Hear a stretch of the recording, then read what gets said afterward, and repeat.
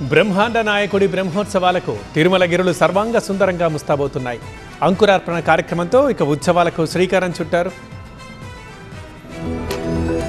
తిరుమల శ్రీవారి భక్తులు సంవత్సరమంతా ఆతృతగా ఎదురుచూసే స్వామివారి సాలకట్ల బ్రహ్మోత్సవాలకు అంకురార్పణతో బీజం పడింది. ధ్వజారోహణానికి ముందు రోజు చేపట్టే అంకురార్పణ ఆలయ సన్నిధిలో వెంకటేశ్వర స్వామి సర్వసేనాధిపతి విశ్వక్సేనుని పర్యవేక్షణలో నిర్వహించారు. రేపు ధ్వజారోహణంతో పాటు వాహన సేవలు మొదలవుతాయి. రోజుకో రూపం, పూటకో వాహన సేవతో భక్తుల్ని ఆశీర్వదిస్తారు తిరుమల వెంకన్న. అంకురార్పణలో భాగంగా మొదట ఆలయానికి నైరుతి దిశలో భూదేవిని పూజించి పుట్టమనును సేకరించి ఊరేగింపుగా ఆలయానికి చేరుకున్నారు. నవధాన్యాల్ని చల్లే క్రతువును వేద పండితులు శాస్త్రోక్తంగా చేపట్టారు. వైఖానస ఆగమ సంప్రదాయం ప్రకారం అంకురార్పణ కార్యక్రమాన్ని నిర్వహించి స్వామివారి ఆలయంలోని యాగశాలలో అంకురార్పణ ఘట్టాన్ని శాస్త్రోక్తంగా నిర్వహించారు. మీకు అవసరమైన దర్భచాప, తాడును ఊరేగింపుగా ఆలయ సన్నిధికి చేర్చారు. ఆగమ శాస్త్రం ప్రకారం ప్రతి వైదిక ఉత్సవానికి ముందు అంకురార్పణ చేపడతారు. నవధాన్యాల్ని మొలకెత్తించి ఈ భూమండలమంతా పాడి పంటలతో, పశుపక్ష్యాదులతో సుభిక్షంగా సస్యశ్యామలంగా ఉండాలని భగవంతుణ్ణి ప్రార్థిస్తారు. సందర్భంగా శ్రీవారి సర్వసైన్యాధ్యక్షులు విశ్వక్సేనుల వారిని ఆలయ 4 మాడ వీధుల్లో